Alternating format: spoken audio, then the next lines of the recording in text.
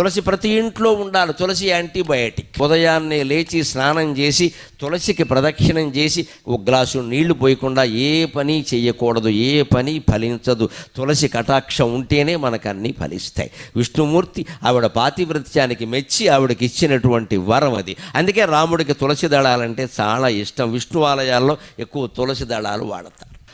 విష్ణుమూర్తికి అలంకారాలు బాగా ఇష్టం. అందుకని మల్లె పూలదండ, చామంతి పూలదండ, బంతి పూలదండ, గులాబీ పూలదండ, నీ ఇష్టం వచ్చిన పూలదండలన్నీ పట్టుకొచ్చి విగ్రహం మీద బారేస్తే వచ్చే ఇబ్బంది ఏమిటో తెలుసా? విగ్రహంలో పురుగులు చేరతాయి.